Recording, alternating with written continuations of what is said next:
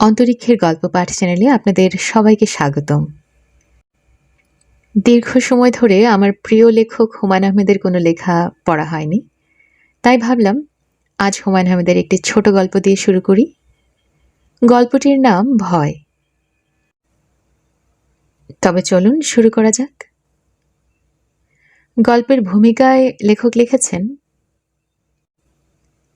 একটা মজার ঘটনা বলি। ক্লাস নিচ্ছি, পড়াচ্ছি থার্মোডাইনামিক্স।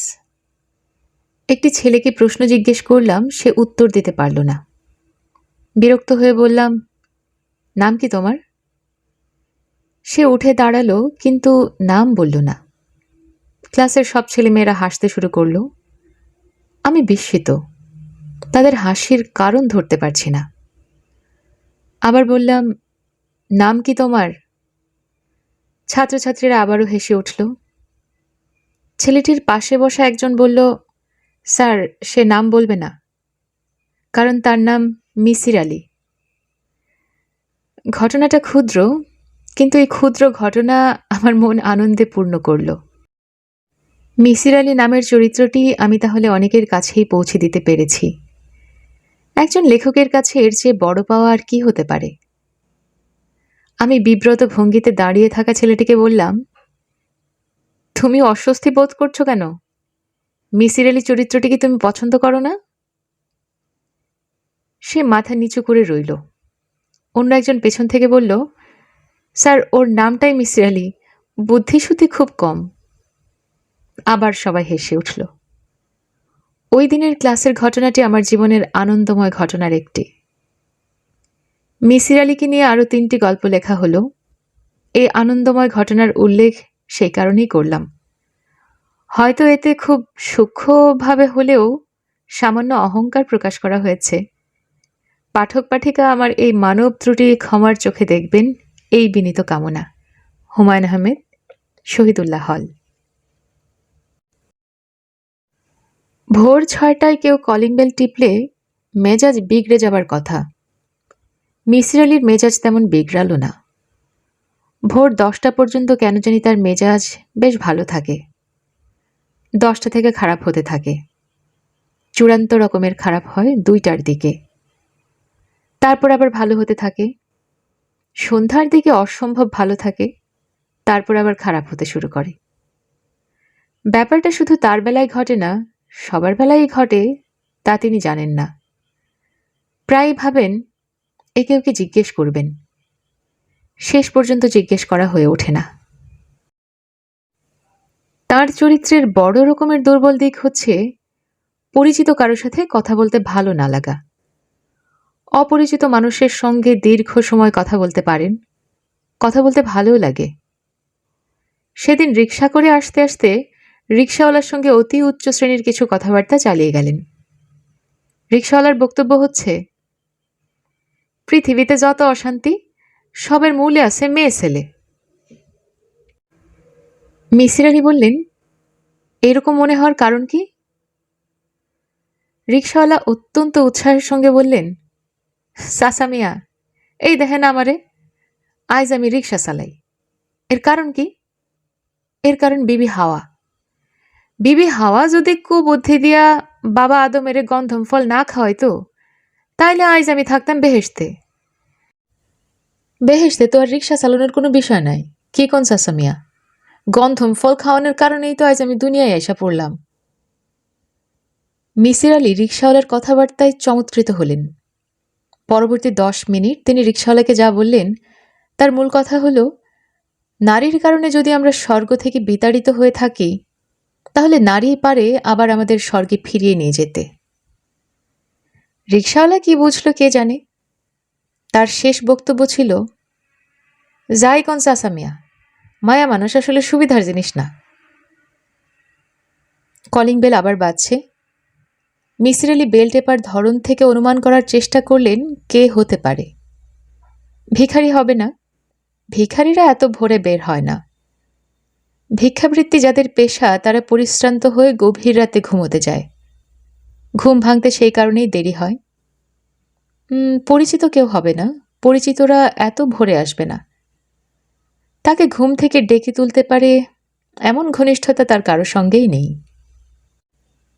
যে এসেছে সে অপরিচিত, অবশ্যই মহিলা।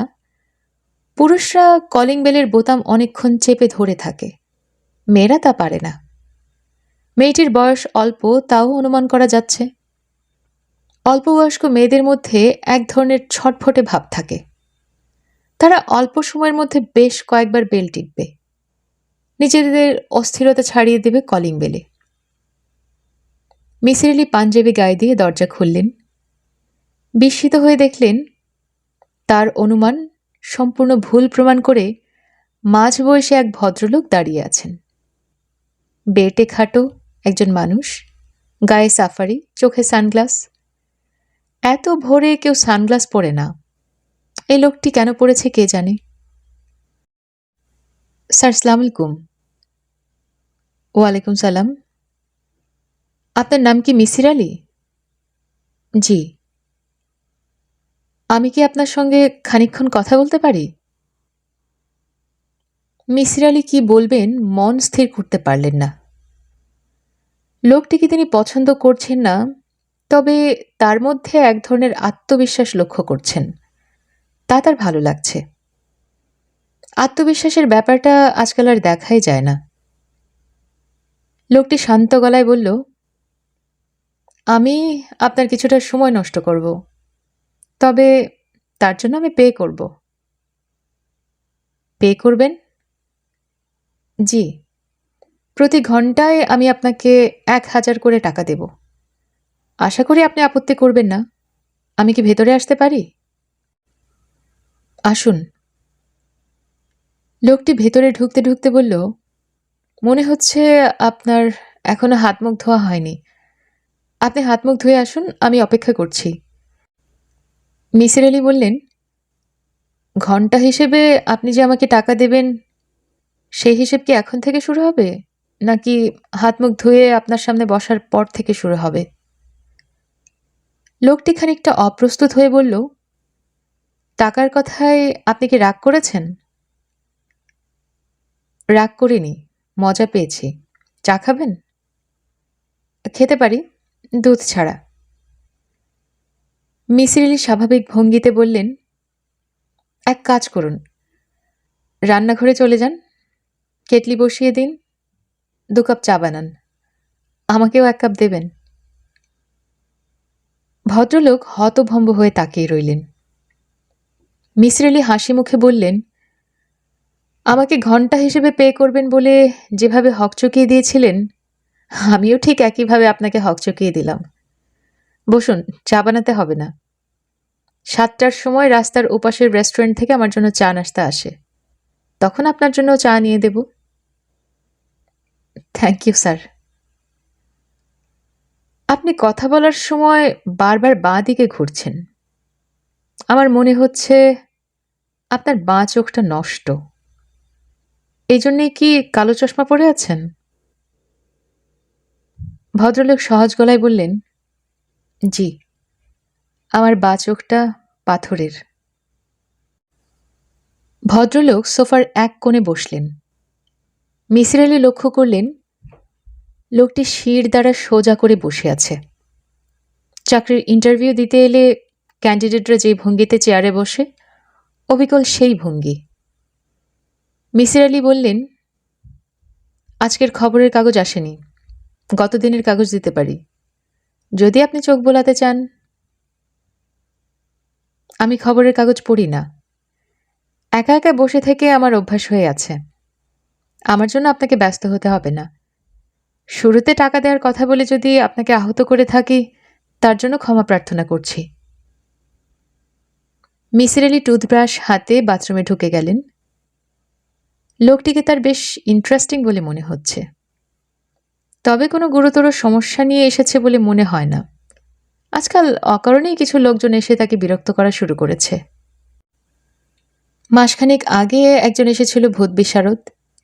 সে নাকি গবেষণাধর্মী একটি বই লিখছে, যার নাম বাংলার ভূত। এদেশে যত ধরনের ভূত পেতনি আছে সবার নাম, আচার ব্যবহার এই বইয়ে লেখা। মেছো ভূত, গেছো ভূত, জলাভূত, শাকচুন্নি, কন্ধকাটা, কুনিভূত, কুত্তিভূত, আঁধিভূত, সর্বমোট ১০৬ রকমের ভূত। মিসির আলি বিরক্ত হয়ে বলেছিলেন, ভাই আমার কাছে কেন? আমি সারা জীবন ভূত নেই এটা প্রমাণ করতে চেষ্টা করেছি। সেই লোক মহা উৎসাহী হয়ে বলল, কোন কোন ভূত নেই বলে আপনি প্রমাণ করেছেন এটা কাইন্ডলি বলুন। আমার কাছে ক্যাসেট প্লেয়ার আছে, আমি টেপ করে নেব। সানগ্লাস পরা বেটে ভদ্রলোক এই পদের কিনা কে বলবে? তোয়ালে দিয়ে মুখ মুছতে মুছতে মিসির আলি বললেন, ভাই বলুন কি ব্যাপার? প্রথমেই আমি আমার নাম বলি। আমি এখনো আপনাকে আমার নাম বলিনি। আমার নাম রাশেদুল করিম। আমেরিকার টেক্সাস অ্যান্ড বিশ্ববিদ্যালয়ের গণিত বিভাগের আমি একজন অধ্যাপক। বর্তমানে 1 বছরের স্যাবটিক্যাল লিভে দেশে এসেছি। আপনার খোঁজ কিভাবে এবং কার কাছে পেয়েছি তা কি বলবো? আমি কি ধূমপান করতে পারি? সিগারেট খেতে খেতে কথা বললে আমার জন্য সুবিধা হবে। সিগারেটের ধোঁয়া এক ধরনের আড়াল সৃষ্টি করে। আপনি সিগারেট খেতে পারেন, কোনো অসুবিধা নেই। ছাই কোথায় ফেলবো? আমি কোনো অ্যাশট্রে দেখতে পাচ্ছি না। মেঝেতে ফেলুন, আমার গোটা বাড়িটাই একটা অ্যাশট্রে। রাশেদুল করিম সিগারেট ধরিয়েই কথা বলা শুরু করলেন। তার গলার স্বর ভারী এবং স্পষ্ট, কথাবার্তা খুব গোছানো। কথা শুনে মনে হয় তিনি কি বলবেন তা আগেভাগেই জানেন। কোন বাক্যটির পর কোন বাক্য বলবেন তাও ঠিক করা, যেন ক্লাসের বক্তৃতা, আগে থেকে ঠিকঠাক করা। প্রবাসী বাঙালিরা এক নাগাড়ে বাংলায় কথা বলতে পারেন না, কিন্তু ইনি পারছেন। আমার বয়স এই নভেম্বরে 50 হবে। সম্ভবত আমাকে দেখে তা বুঝতে পারছেন না। আমার মাথার চুল সব সাদা, কলপ ব্যবহার করেছি গত 4 বছর থেকে। আমার স্বাস্থ্য ভালো, নিয়মিত ব্যায়াম করি।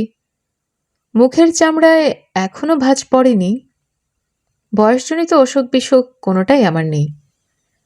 আমার ধারণা শারীরিক এবং মানসিক দিক দিয়ে আমার কর্মক্ষমতা এখনো একজন 35 বছরের যুবকের মতো। এই কথাটা বলার উদ্দেশ্য হচ্ছে, আমি বিয়ে করতে যাচ্ছি। আজ আমার গায়ে হলুদ। মেয়ে পক্ষরা সকাল 9টায় আসবে। আমি ঠিক 8টায় এখান থেকে উঠে যাব। 8টা পর্যন্ত সময় কি আমাকে দেবেন? দেব। ভালো কথা, এটা নিশ্চয়ই আপনার প্রথম বিবাহ না? এর আগেও আপনি বিয়ে করেছেন? জি, এর আগে একবার বিয়ে করেছি। এটি আমার দ্বিতীয় বিবাহ। আমি আগেও বিয়ে করেছি, তা কি করে বললেন? আজ আপনার গায়ে হলুদ, তা খুব সহজভাবে বললেন দেখে অনুমান করলাম। বিয়ের তীব্র উত্তেজনা আপনার মধ্যে দেখতে পাইনি। সব মানুষ তো একরকম নয়, এক একজন এক এক রকম। উত্তেজনার ব্যাপারটি আমার মধ্যে একেবারেই নেই। প্রথমবার যখন বিয়ে করি তখনও আমার মধ্যে বিন্দুমাত্র উত্তেজনা ছিল না। সেদিনও আমি যথারীতি ক্লাসে গিয়েছি, গ্রুপ থিওরির উপর 1 ঘন্টার লেকচার দিয়েছি। ঠিক আছে, আপনি আপনি বলে যান। রাশেদুল করিম শান্ত গলায় বললেন, আপনার ভেতর একটা প্রবণতা লক্ষ্য করছি। আমাকে আর 10টা মানুষের দলে ফেলে বিচার করার চেষ্টা করছেন। দয়া করে তা করবেন না। আমি আর 10 জনের মতো নই। আপনি শুরু করুন। অঙ্কশাস্ত্রে MA ডিগ্রি নিয়ে আমি আমেরিকায় PhD করতে যাই। MA-তে আমার রেজাল্ট ভালো ছিল না। টেনে টুনে 2nd ক্লাস। প্রাইভেট কলেজে কলেজে চাকরি খুঁজে বেড়াচ্ছি। তখন বন্ধুদের দেখাদেখি GRE পরীক্ষা দিয়ে ফেললাম। GRE পরীক্ষা কি তা কি আপনি জানেন? Graduate record examination. আমেরিকার ইউনিভার্সিটিতে গ্র্যাজুয়েট ক্লাসে ভর্তি হতে হলে এই পরীক্ষা দিতে হয়। আমি জানি।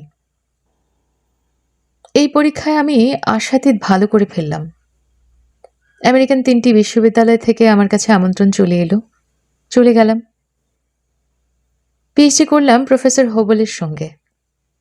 আমার পিএইচডি ছিল গ্রুপ থিওরির একটি শাখায় নন অ্যাবেলিয়ান ফাংশনের উপরে। পিএইচডির কাজ এতই ভালো হলো যে আমি রাতারাতি বিখ্যাত হয়ে গেলাম। অঙ্ক নিয়ে বর্তমানকালে যারা নাড়াচাড়া করেন তারা সবাই আমার নাম জানেন। অঙ্কশাস্ত্রের একটি ফাংশন আছে যা আমার নামে পরিচিত, আর কে এক্সপোনেনশিয়াল। আর কে হচ্ছে রাশিদুল করিম। এই পিএইচডির পরপরই আমি মন্টানা স্টেট ইউনিভার্সিটিতে অধ্যাপনার কাজ পেয়ে গেলাম। সেই বছরই বিয়ে করলাম। মেয়েটি মন্টানা বিশ্ববিদ্যালয়ের ফাইন আর্টসের ছাত্রী, স্প্যানিশ আমেরিকান, নাম জুডি বার্নার। প্রেমের বিয়ে? প্রেমের বিয়ে বলাটা বোধহয় ঠিক হবে না, বাছাবাছির বিয়ে বলতে পারেন। জুডি অনেক বাছাবাছির পর আমাকে পছন্দ করল। আপনাকে পছন্দ করার কারণ কি? আমি ঠিক অপছন্দ করার মতো মানুষ সেই সময় ছিলাম না। আমার একটি চোখ পাথরের ছিল না। চেহারা তেমন ভালো না হলেও দুটি সুন্দর চোখ ছিল। আমার মা বলতেন, রাশেদের চোখে জন্ম কাজল পরানো। সুন্দর চোখের ব্যাপারটা অবশ্য ধর্তব্য নয়। আমেরিকান তরুণীরা প্রেমিকদের সুন্দর চোখ নিয়ে মাথা ঘামায় না। তারা দেখে প্রেমিক কী পরিমাণ টাকা উপার্জন করছে এবং ভবিষ্যতে কী পরিমাণ টাকা সে করতে পারবে। সেই দিক দিয়ে আমি মোটামুটি আদর্শস্থানীয় বলা চলে। 30 বছর বয়সে একটি আমেরিকার বিশ্ববিদ্যালয়ে ফ্যাকাল্টি পজিশন পেয়ে গেছি। টেনিয়র পেতেও কোনো সমস্যা হবে না। জুডি স্বামী হিসেবে আমাকে নির্বাচন করলো। আমার দিক থেকে আপত্তির কোনো কারণ ছিল না। জুডি চমৎকার একটি মেয়ে। 100 বৎসর সাধনার ধন হয়তো নয়, তবে বিনা সাধনায় পাওয়ার মতো কোনো মেয়েও না।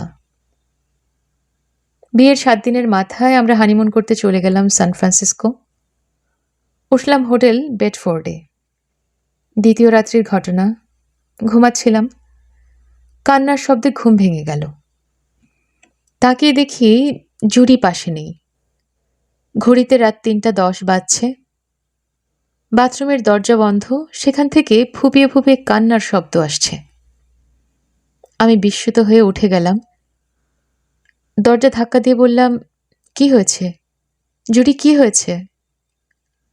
কান্না থেমে গেল, তবে জুডি কোনো জবাব দিল না। অনেক ধাক্কাধাক্কির পর সে দরজা খুলে হতভম্ব হয়ে আমাকে দেখতে লাগলো। আমি বললাম, কি হয়েছে? সে ক্ষীণ স্বরে বলল, ভয় পেয়েছি। কিসের ভয়? জানি না কিসের ভয়। ভয় পেয়েছ তো আমাকে ডেকে তোলনি কেন? বাথরুমে দরজা বন্ধ করে কেন ছিলে? জুডি জবাব দিল না, এক দৃষ্টিতে আমার দিকে তাকিয়ে রইল। আমি বললাম, ব্যাপারটি কি আমাকে খুলে বলো তো। সকালে বলবো। না, এখনই বলো, কি দেখে ভয় পেয়েছ? জুডি অস্পষ্ট স্বরে বলল, তোমাকে দেখে। আমাকে দেখে ভয় পেয়েছ মানে? আমি কি করেছি? জুডি যা বলল তা হচ্ছে, রাতে তার ঘুম ভেঙে যায়। হোটেলের ঘরে নাইট লাইট জ্বলছিল। সেই আলোয় সে দেখছে তার পাশে যে শুয়ে আছে সে কোনো জীবন্ত মানুষ নয়, মৃত মানুষ। যে মৃত মানুষের গা থেকে শবদেহের গন্ধ বেরোচ্ছে। সে ভয়ে কাঁপতে থাকে, তবু সাহসে হাত বাড়িয়ে মানুষটাকে স্পর্শ করে। স্পর্শ করে চমকে ওঠে, কারণ মানুষটার শরীর বরফের মতোই শীতল। সে পুরোপুরি নিশ্চিত হয়ে যায় যে আমি মারা গেছি। তার জন্য একটা বড় ধরনের শখ হলেও সে যথেষ্ট সাহস দেখায়। টেবিল ল্যাম্প জ্বেলে দেয় এবং হোটেল ম্যানেজারকে টেলিফোন করার জন্য টেলিফোন সেট হাতে তুলে নেয়। ঠিক তখন সে লক্ষ্য করে মৃতদেহের দুটি বন্ধ চোখের একটি ধীরে ধীরে খুলছে। সে একটিমাত্র খোলা চোখ তীব্র দৃষ্টিতে তাকিয়ে আছে তার দিকে। জুডির টেলিফোন ফেলে দিয়ে ছুটে বাথরুমে ঢুকে দরজা বন্ধ করে দেয়। এই হলো ঘটনা। রাশেদুল করিম কথা শেষ করে সিগারেট ধরালেন। হাতের ঘড়ি দেখলেন। আমি বললাম, থামলেন কেন? 7টা বেজেছে। আপনি বলেছেন 7টার সময় আপনার জন্য চা আসে। আমি চায়ের জন্য অপেক্ষা করছি। চা খেয়ে শুরু করব। আমার গল্প শুনতে আপনার কেমন লাগছে? ইন্টারেস্টিং। এই গল্প কি আপনি অনেকের সঙ্গে করেছেন? আপনার গল্প বলার ধরন থেকে মনে হচ্ছে অনেকের সঙ্গেই এই গল্প করেছেন। আপনার অনুমান সঠিক। 6 থেকে 7 জনকে বলেছি আমি। এর মধ্যে সাইকিয়াট্রিস্ট আছেন, পুলিশের লোক আছেন। পুলিশের লোক কেন? গল্প শেষ করলেই বুঝতে পারবেন পুলিশের লোক কি জন্য। চা চলে এলো, চায়ের সঙ্গে পরোটা ভাজি। মিসির আলি নাশতা করলেন। রাশেদুল করিম সাহেব পরপর 2 কাপ চা খেলেন। আমি কি শুরু করব? জি, শুরু করুন। আমাদের হানিমুন মাত্র 3 দিন স্থায়ী হলো। জুডিকে নিয়ে পুরনো জায়গায় চলে এলাম। মনটা খুবই খারাপ। জুডির কথাবার্তা কিছুই বুঝতে পারছি না।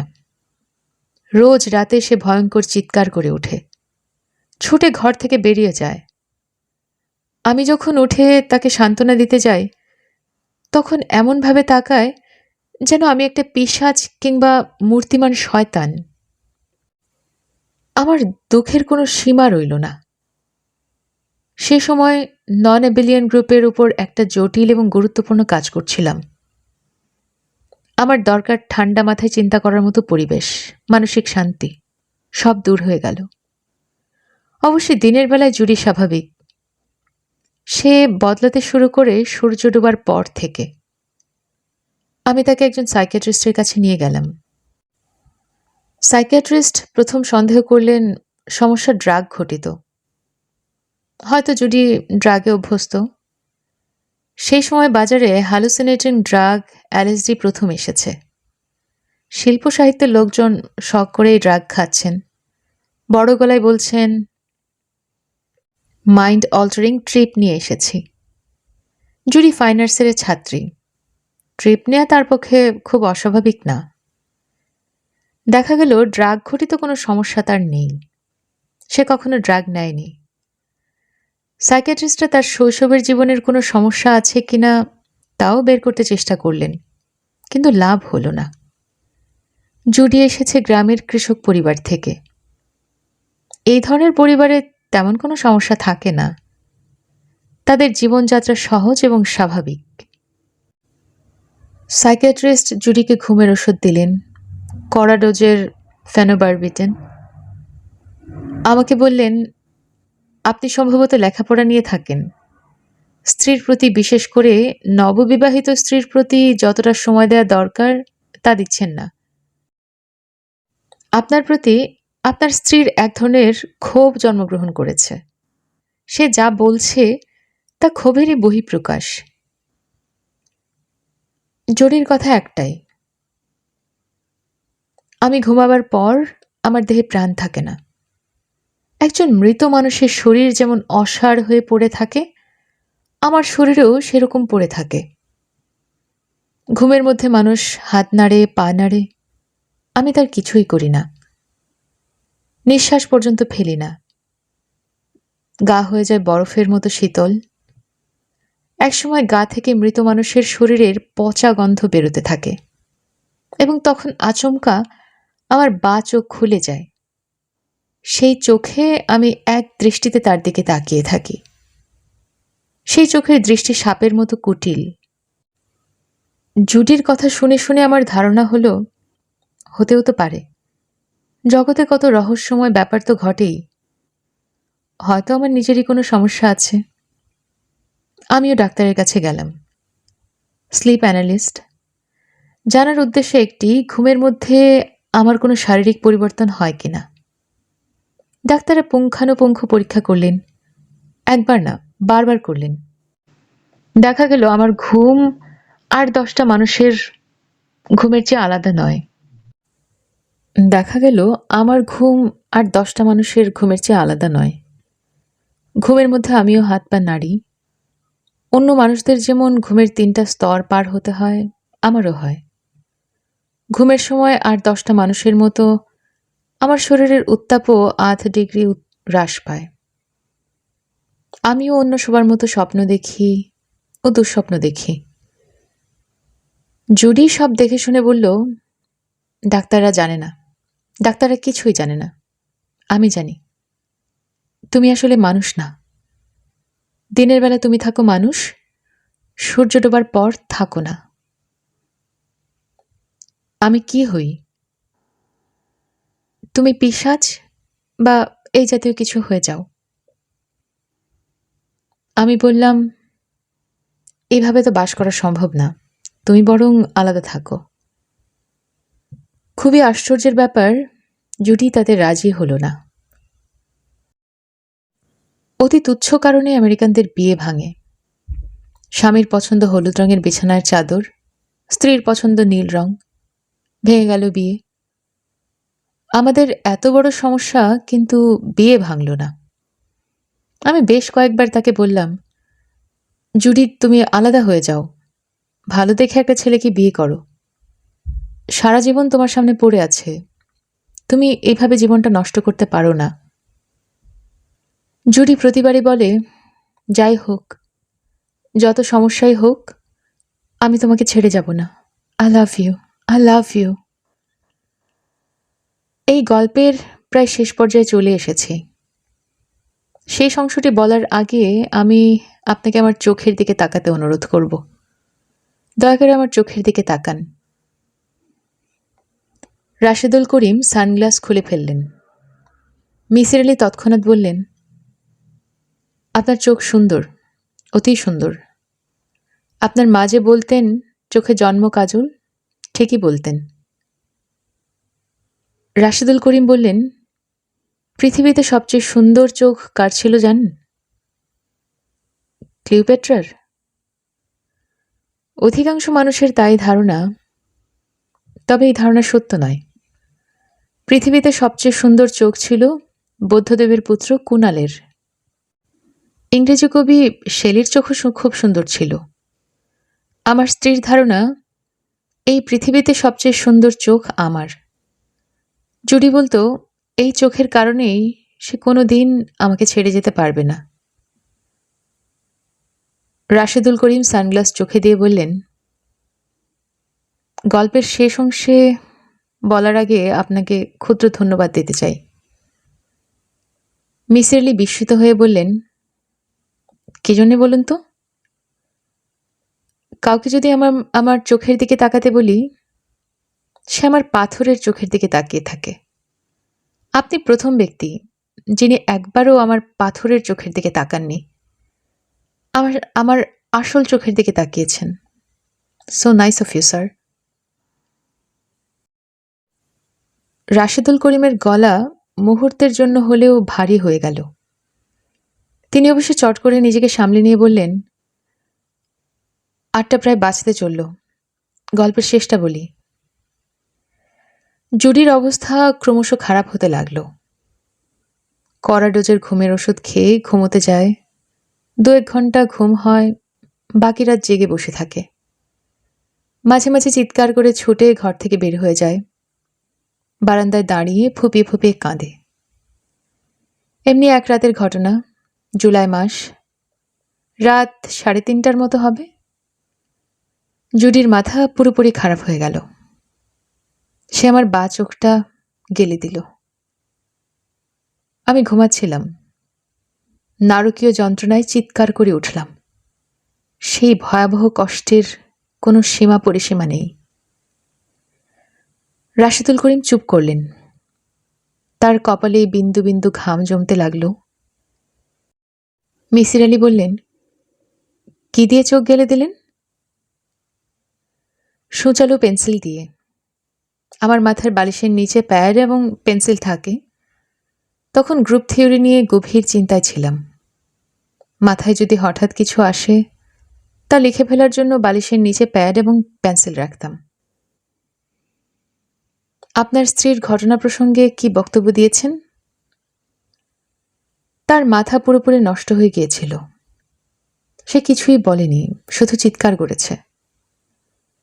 তার একটিই বক্তব্য, এই লোকটা পিশাচ, আমি প্রমাণ পেয়েছি। কেউ বিশ্বাস করবে না, কিন্তু আমার কাছে প্রমাণ আছে।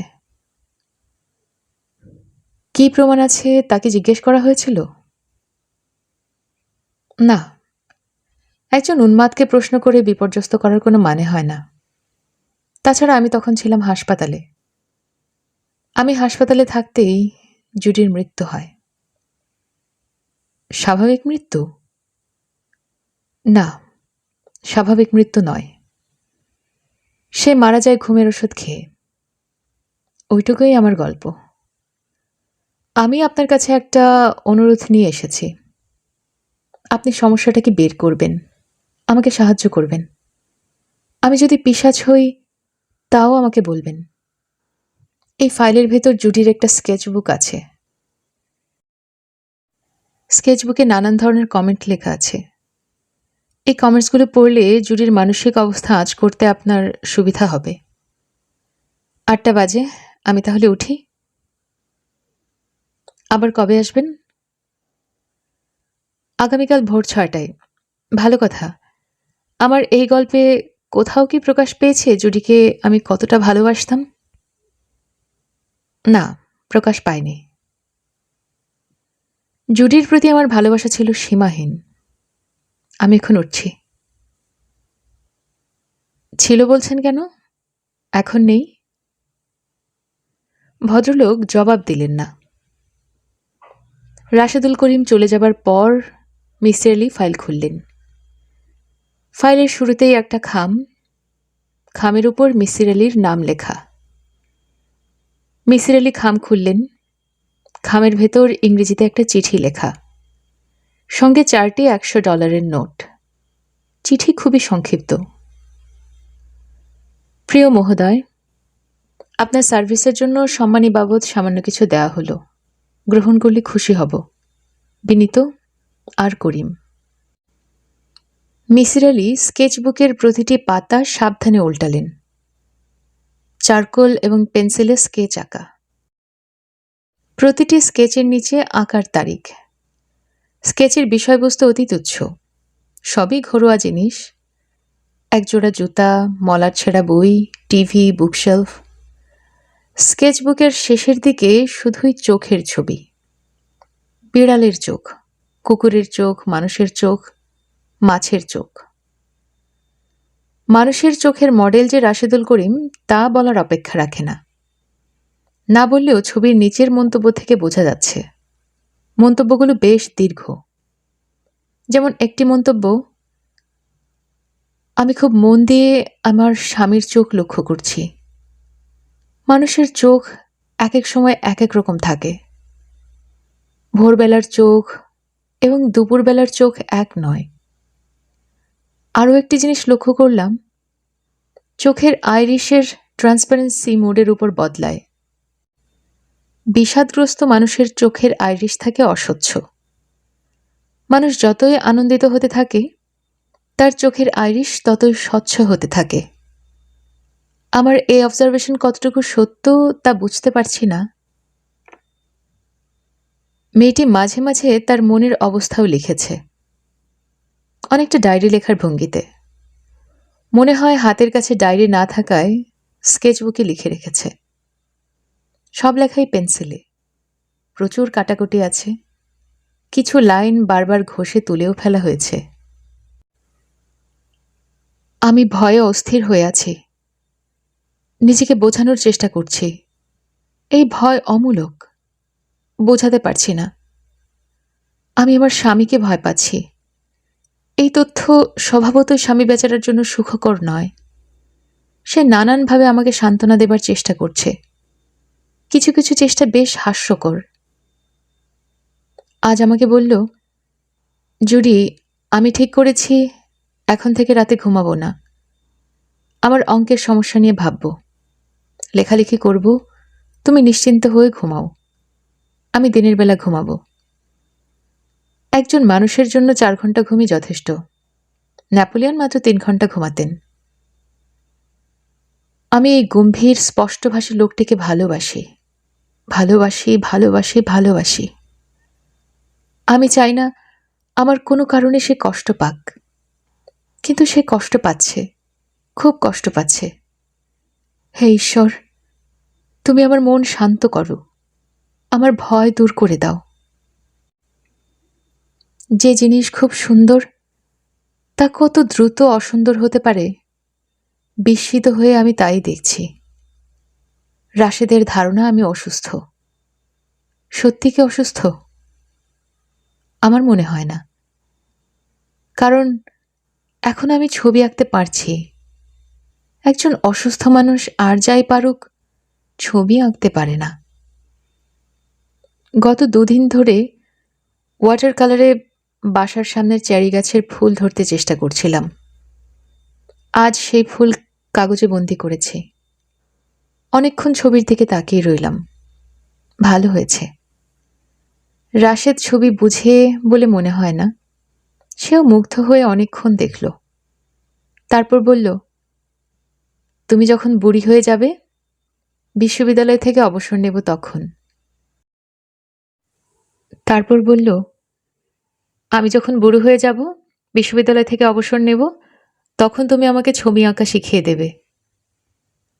এই কথাটি সে আজ প্রথম বলেনি, আগেও বলেছে, আন্তরিক ভঙ্গিতে বলেছে। কেউ যখন আন্তরিকভাবে কিছু বলে তখন তার টের পাওয়া যায়। আমার মনে হয় না সে কোনোদিন ছবি আঁকবে। তার মাথায় অঙ্ক ছাড়া কিছুই নেই। তারিখ 21/5/1982। আমি ছবি আঁকতে পারছি না। যেখানে নীল রং চড়ানো দরকার সেখানে গাঢ় হলুদ রং বসাচ্ছি। ডাক্তার সেডেটিভের পরিমাণ বাড়িয়ে দিয়েছে।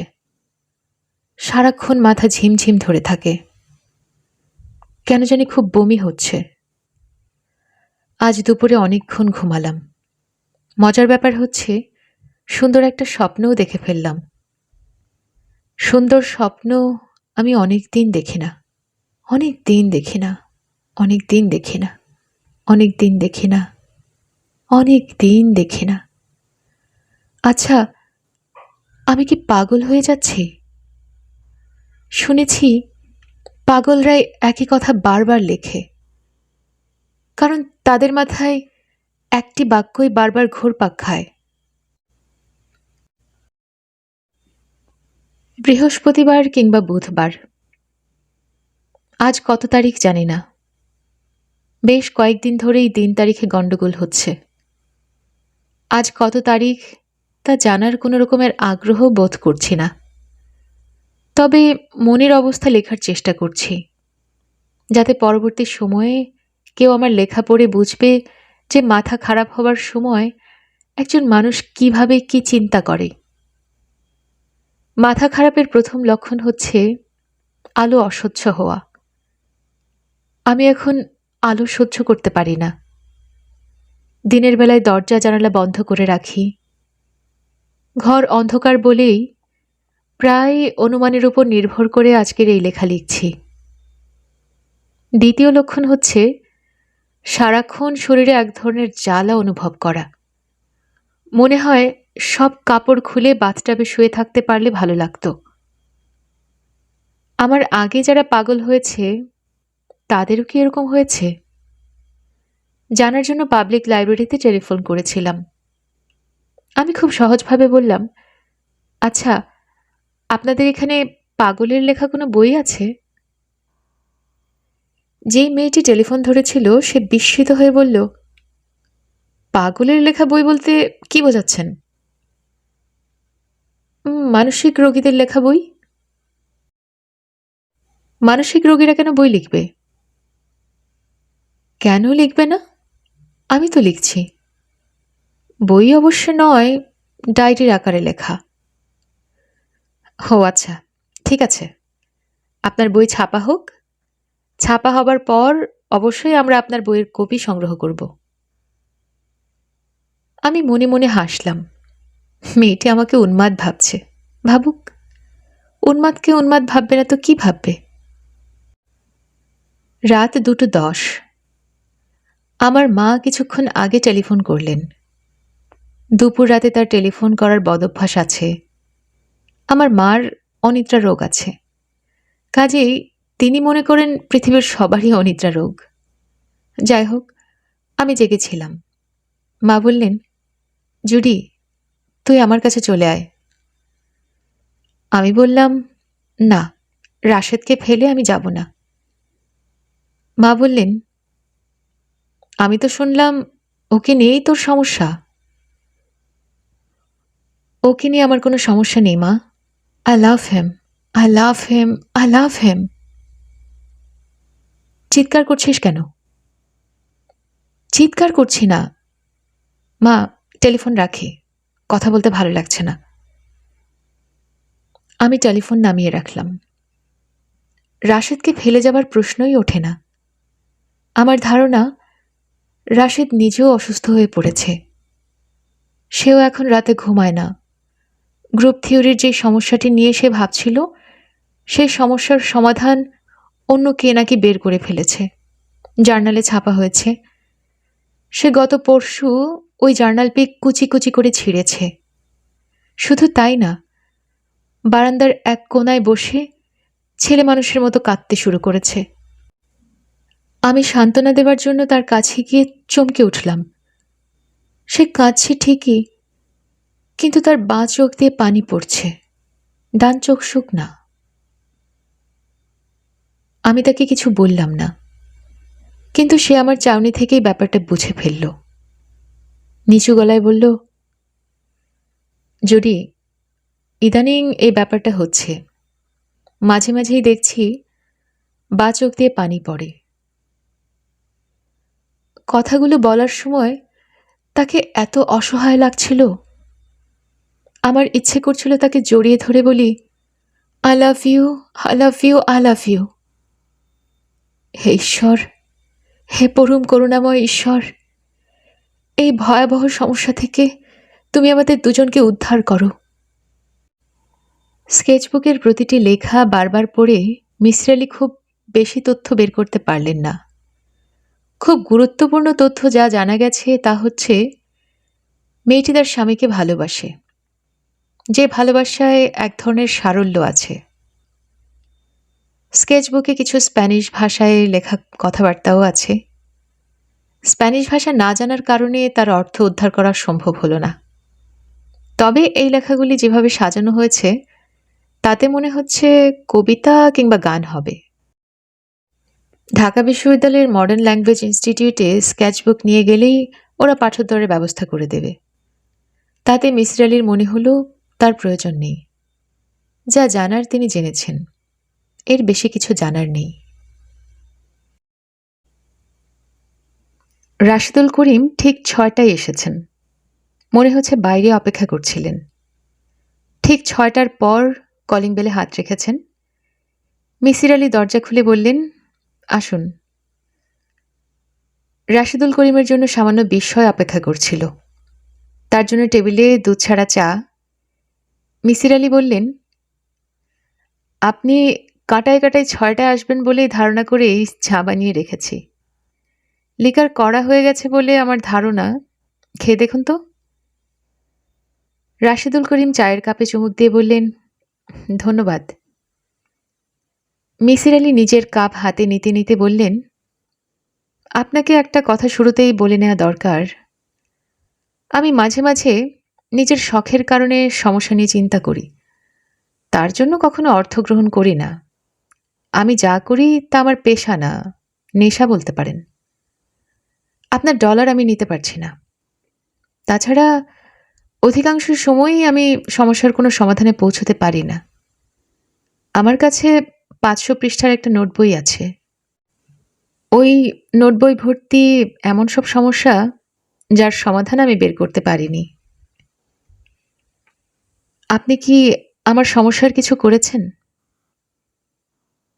সমস্যার পুরো সমাধান বের করতে পারিনি। আংশিক সমাধান আমার কাছে আছে। আমি মোটামুটি একটা হাইপোথেসিস দাঁড় করিয়েছি, সেই সম্পর্কে আপনাকে আমি বলবো। আপনি নিজে ঠিক করবেন আমার হাইপোথেসিসে কি কি ত্রুটি আছে। তখন আমরা দুজন মিলে ত্রুটিগুলো ঠিক করব। শুনি আপনার হাইপোথেসিস। আপনার স্ত্রী বলেছেন ঘুমোবার পর আপনি মৃত মানুষের মতো হয়ে যান।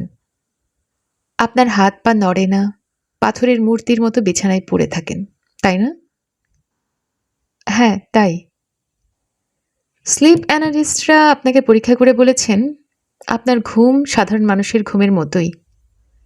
ঘুমের মধ্যে আপনি স্বাভাবিকভাবে নড়াচড়া করেন। জি, কয়েকবারই পরীক্ষা করা হয়েছে। আমি আমার হাইপোথিসিসে দুজন বক্তব্যই সত্য ধরে নিচ্ছি। সেটা কিভাবে সম্ভব? একটিমাত্র উপায় সম্ভব। আপনি যখন বিছানায় শুয়েছিলেন তখন ঘুমোচ্ছিলেন না, জেগেছিলেন। রাশেদুল করিম বিস্মিত হয়ে বললেন, কি বলছেন আপনি? মিসির আলী বললেন, আমি গতকালও লক্ষ্য করেছি, আজও লক্ষ্য করছি, আপনার বসে থাকার মধ্যেও এক ধরনের কাঠিন্য আছে। আপনি আরাম করে বসে নেই, শিরদাঁড়া সোজা করে বসে আছেন। আপনার দুটো হাত হাঁটুর উপর রাখা। দীর্ঘ সময় চলে গেছে আপনি একবারও হাত পা নাড়াননি, অথচ স্বাভাবিকভাবেই আমরা হাত পা নাড়ি, কেউ কেউ পা নাচান। রাশেদুল করিম চুপ করে রইলেন। মিসির আলী বললেন, ওই রাতে আপনি বিছানায় শুয়েছেন, মূর্তির মতো শুয়েছেন। চোখ বন্ধ করে ভাবছেন আপনার অঙ্কের সমস্যা নিয়ে, গভীরভাবে ভাবছেন। মানুষ যখন গভীরভাবে কিছু ভাবে তখন এক ধরনের ট্রান্স স্টেটে ভাবজগতে চলে যায়। গভীরভাবে কিছু ভাবা হচ্ছে এক ধরনের মেডিটেশন। রাশেদুল করিম সাহেব। জি। অঙ্ক নিয়ে ওই ধরনের গভীর চিন্তা কি আপনি প্রায় করেন না? জি, করি। আপনি কি লক্ষ্য করেছেন এই সময় আশেপাশে কি ঘটেছে তা আপনার খেয়াল থাকে না? লক্ষ্য করেছি। আপনি নিশ্চয়ই আরও লক্ষ্য করেছেন যে এই অবস্থায় আপনি ঘন্টার পর ঘন্টা পার করে দিচ্ছেন। লক্ষ্য করেননি? করেছি। তাহলে আমি আমার হাইপোথিসিসে ফিরে আসি। আপনি বিছানায় শুয়ে আছেন, আপনার মাথায় অঙ্কের জটিল সমস্যা। আপনি ভাবছেন আর ভাবছেন, হাত পা নাড়ছেন না। নিঃশ্বাস এত ধীরে পড়ছে যে মনে হচ্ছে আপনি মৃত। রাশেদুল করিম সাহেব সানগ্লাস খুলে এক দৃষ্টিতে তাকিয়ে রইলেন। মিসির আলী বললেন, ভালো কথা। আপনি কি লেফট হ্যান্ডেড পারসন নাকি ন্যাটা? ভদ্রলোক বিস্মিত হয়ে বললেন, হ্যাঁ, কেন বলুন তো? আমার হাইপোথিসিসের জন্য আপনার লেফট হ্যান্ডেড পারসন হওয়া খুবই প্রয়োজন। কেন? বলছি, তার আগে শুরুতে যা বলেছিলাম সেখানে ফিরে যাই। দৃশ্যটি আপনি কল্পনা করুন দয়া করে। আপনি এক ধরনের ট্রান্স স্টেটে আছেন। আপনার স্ত্রী জেগে আছেন, ভীত চোখে আপনাকে দেখছেন। আপনার এই অবস্থার সঙ্গে তার পরিচয় নেই। তিনি ভয়ে অস্থির হয়ে গেলেন। তার ধারণা হলো আপনি মারা গেছেন। তিনি আপনার গায়ে হাত দিয়ে আরও ভয় পেয়ে গেলেন, কারণ আপনার গা হিমশীতল। গা হিমশীতল হবে কেন? মানুষ যখন গভীর ট্রান্স স্টেটে চলে যায় তখন তার হার্টবিট কমে যায়, শ্বাস প্রশ্বাস ধীরে বয়, শরীরের টেম্পারেচার 2 থেকে 3 ডিগ্রি পর্যন্ত নেমে যায়। এইটুকু নেমে যাওয়া মানে অনেকখানি নেমে যাওয়া। যাই হোক, আপনার স্ত্রী আপনার গায়ে হাত দেওয়ার কিছুক্ষণের মধ্যেই আপনি তাকালেন কিন্তু এক চোখ মেলে, বাঁ চোখে। ডান চোখটি তখনও বন্ধ। কেন? ব্যাখ্যা করছি। রাইট হ্যান্ডেড পারসন যারা আছে তাদের এক চোখ বন্ধ করে অন্য চোখে তাকাতে বললে তারা বাঁ চোখ বন্ধ করে ডান চোখে তাকাবে। ডান চোখ বন্ধ করে বাঁ চোখে তাকানো তাদের পক্ষে সম্ভব নয়। এটা সম্ভব শুধু যারা ন্যাটা তাদের পক্ষেই। আপনি লেফট হ্যান্ডেড পারসন, আপনি এক ধরনের গভীর ট্রান্স স্টেটে আছেন। আপনার স্ত্রী আপনার গায়ে হাত রেখেছেন। আপনি কি হচ্ছে জানতে চাচ্ছেন। চোখ মেলেছেন। দুটি চোখ মেলতে চাচ্ছেন না। গভীর আলস্যে একটা চোখ কোনো মতে মেললেন। অবশ্যই সেই চোখ হবে বাঁ চোখ। আমার যুক্তি কি গ্রহণযোগ্য মনে হচ্ছে? রাশেদুল করিম হ্যাঁ না কিছুই বললেন না। মিসির আলি বললেন, আপনার স্ত্রী আরও ভয় পেলেন। সেই ভয় তার রক্তে মিশে গেল। কারণ শুধুমাত্র একবার এই ব্যাপার ঘটেনি, অনেকবার ঘটেছে। আপনার কথা থেকেই আমি জেনেছি সেই সময় অঙ্কের একটা জটিল সমাধান নিয়ে আপনি ব্যস্ত। আপনার সমগ্র চিন্তা চেতনায় অঙ্কের সমাধান, নতুন কোনো থিওরি নয় কি? হ্যাঁ। এখন আমি আমার হাইপোথিসিসের সবচেয়ে জটিল অংশে আসছি। আমার হাইপোথিসিস বলে আপনার স্ত্রী আপনার চোখ গেলে দেননি। তার পক্ষে এটা কারো সম্ভব নয়। তিনি আপনার চোখের প্রেমে পড়েছিলেন। একজন শিল্পী মানুষ কখনো সুন্দর কোনো সৃষ্টি নষ্ট করতে পারেন না।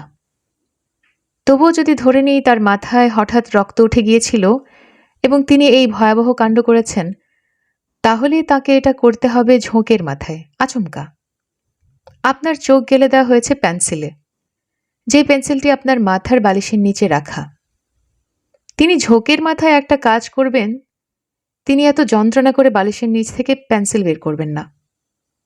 হয়তোবা তিনি জানতেনও না যে বালিশের নিচে পেন্সিল বা নোট বই নিয়ে আপনি ঘুমান। রাশেদুল করিম বললেন, কাজটি কে করেছে?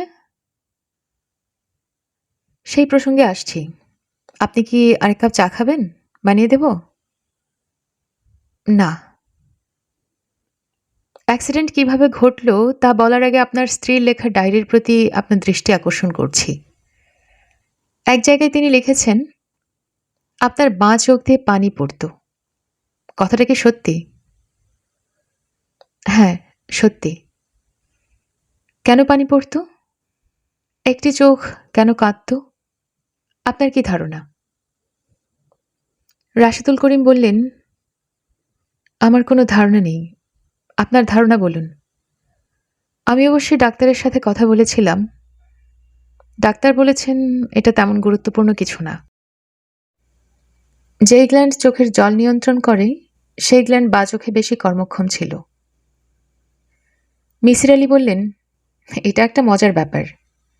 হঠাৎ কেন বাঁ চোখের গ্ল্যান্ড কর্মক্ষম হয়ে পড়ল? আপনি মনে মনে এই চোখকে আপনার সব রকম অশান্তির মূল বলে চিহ্নিত করার জন্যই কি এটা হলো? আমি ডাক্তার নই, শরীরবিদ্যা জানি না। তবে আমি দুজন বড় ডাক্তারের সাথে কথা বলেছি। তারা বলেছেন এটা হতে পারে, মোটেই অস্বাভাবিক নয়। গ্ল্যান্ড নিয়ন্ত্রণ করে মস্তিষ্ক। একটি চোখকে অপছন্দও করেছে মস্তিষ্ক। তাতে কি প্রমাণ হচ্ছে? মিসির আলি কিছুক্ষণ চুপচাপ থেকে বললেন, তাতে একটি জিনিসই প্রমাণিত হচ্ছে, আপনার বাঁ চোখ আপনি নিজেই নষ্ট করেছেন। অনেকক্ষণ চুপচাপ থেকে রাশেদুল করিম ভাঙা গলায় বললেন, কি বলছেন আপনি? কনশাস অবস্থায় আপনি এই ভয়ঙ্কর কাজ করেননি, করেছেন সাবকনশাস অবস্থায়। কেন করেছেন তাও বলি। আপনি আপনার স্ত্রীকে অসম্ভব ভালোবাসেন। সেই স্ত্রী আপনার কাছ থেকে দূরে সরে যাচ্ছেন। কেন দূরে সরে যাচ্ছেন? কারণ তিনি ভয় পাচ্ছেন আপনার বাঁ চোখকে। আপনি আপনার স্ত্রীকে হারাচ্ছেন বাঁ চোখের জন্য। আপনার ভেতর রাগ অভিমান জমতে শুরু করেছে। সেই রাগ আপনার একটি প্রত্যঙ্গের উপর পড়েছে, চোখের উপর। এই রাগের সঙ্গে যুক্ত হয়েছে প্রচণ্ড হতাশা। আপনি যে বিষয় নিয়ে গবেষণা করেছেন সেই গবেষণা অন্য একজন করে ফেলেছেন। জার্নালে তা প্রকাশিত হয়ে গেছে। আপনার চোখ সমস্যা তৈরি না করলে এমনটা ঘটত না। নিজেই গবেষণাটা শেষ করতে পারতেন। সবকিছুর জন্য দায়ী হলো চোখ। মিসির আলি আরেকটি সিগারেট ধরাতে ধরাতে বললেন, আমার এই হাইপোথিসিসের পিছনে আরেকটি শক্ত যুক্তি আছে। যুক্তিটি বলেই আমি শেষ করব।